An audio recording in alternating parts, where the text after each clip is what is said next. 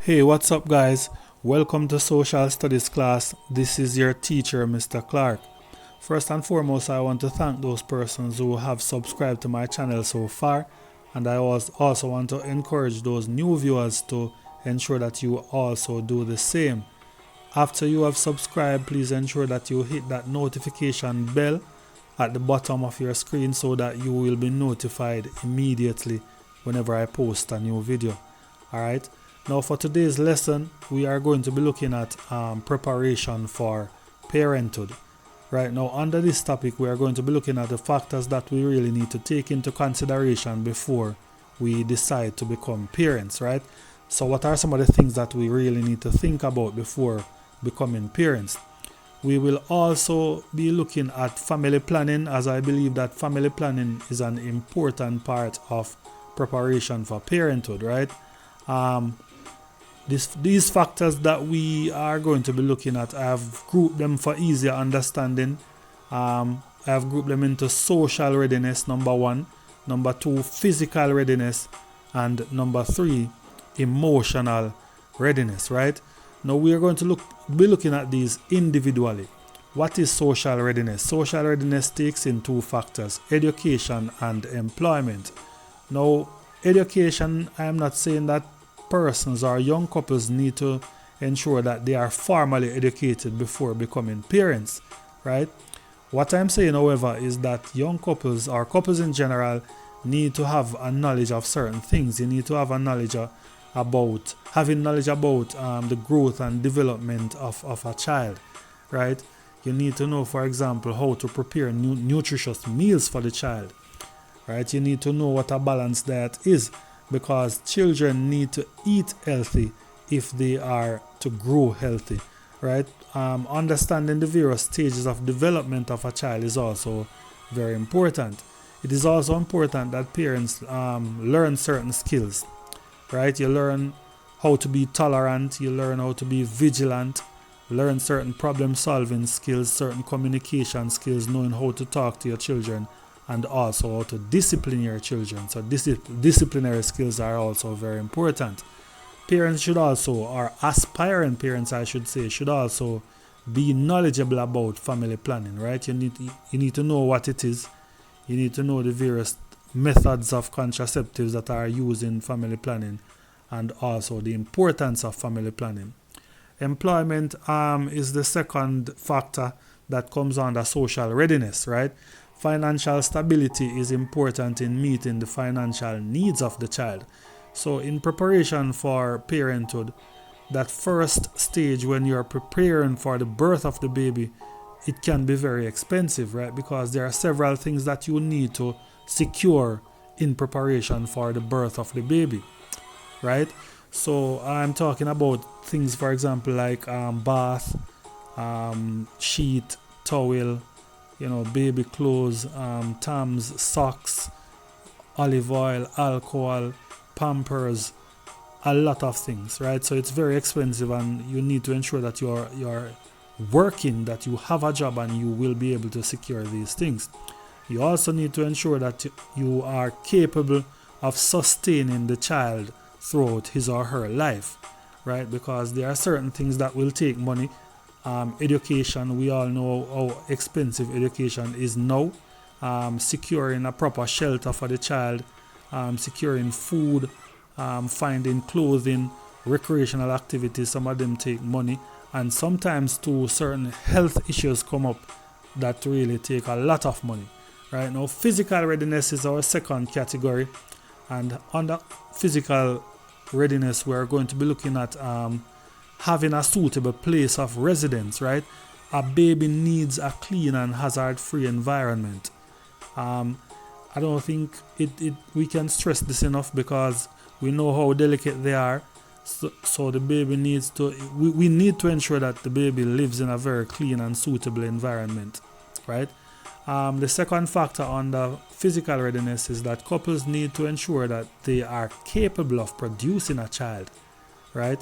So this may include doing a fertility checkup and also testing for communicable diseases.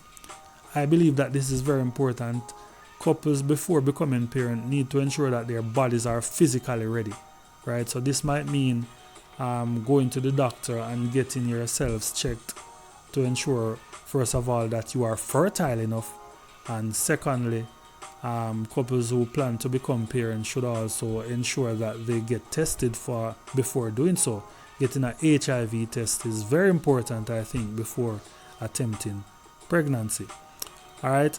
Emotional readiness is number 3, our third category. And under emotional readiness, we're talking about emotional maturity and ensuring that you are in a peaceful and loving relationship, right? Emotional maturity basically means putting your child's needs ahead of your own needs, right? And it also means acceptance of your responsibilities as a parent, right?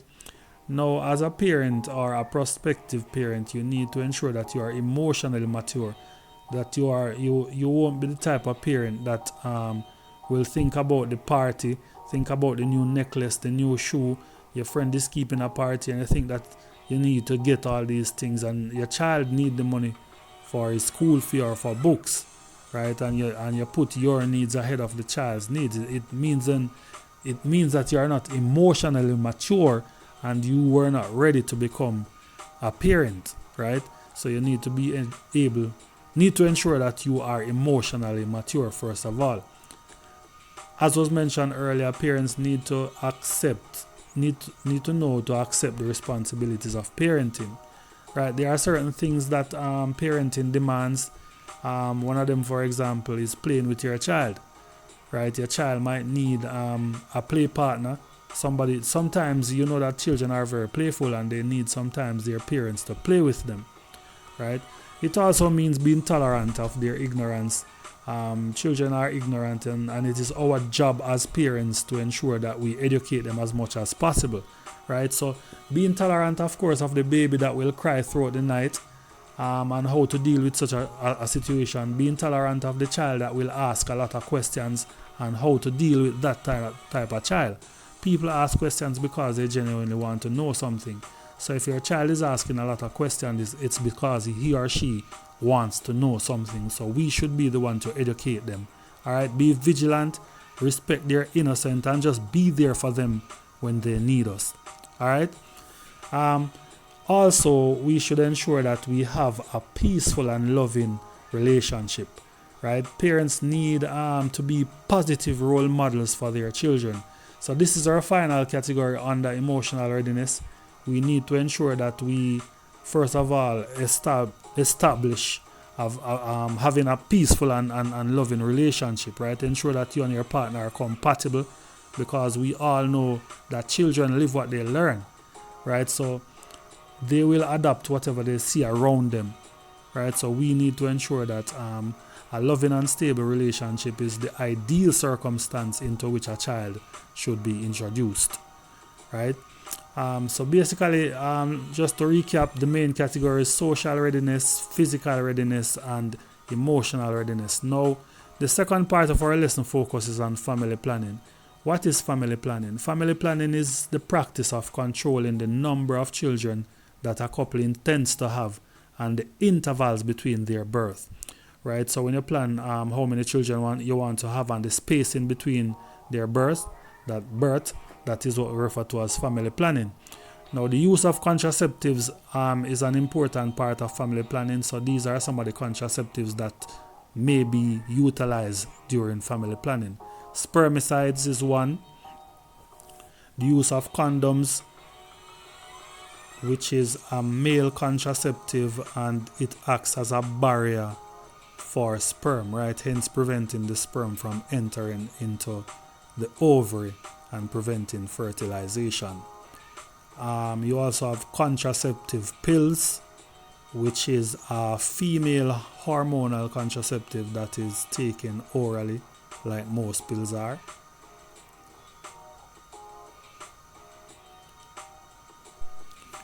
You also have the contraceptive injection, which most people believe is a better option than the contraceptive pill because it has less side effects. So it's a female hormonal contraceptive by way of injection. IUD, otherwise known as intrauterine device, is another option. Most people refer to it as copper T. It is a barrier method used by females through insertion, right? So it is inserted inside the woman's vagina and prevents the sperm from traveling to the ovary. Tubal ligation is another method. It's a female contraceptive method in which the fallopian tube is cut or tied, hence preventing the sperm from entering into the ovary again. Vasectomy now is a male contraceptive method in which the vas deferens is cut or tied, hence preventing the sperm from coming out. It doesn't mean that the man does not still produce sperm, but the sperm is absorbed by the body. You also have the rhythm method or the safe period. Right now, this method, even though it is called the safe period, is not very safe, I must advise. It includes studying the woman's menstrual cycle and scheduling sexual intercourse for a period in which the woman is less fertile.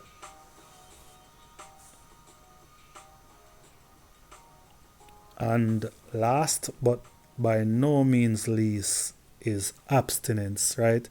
Now, abstinence is basically a decision to refrain from sexual activities for a period of time. So you decide not to have sex for that period of time.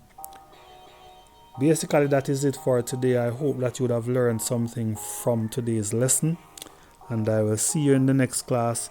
Please don't forget to subscribe, and I want you to also feel free to leave your questions or your comments in the comment section. That is it. Thank you so much for watching.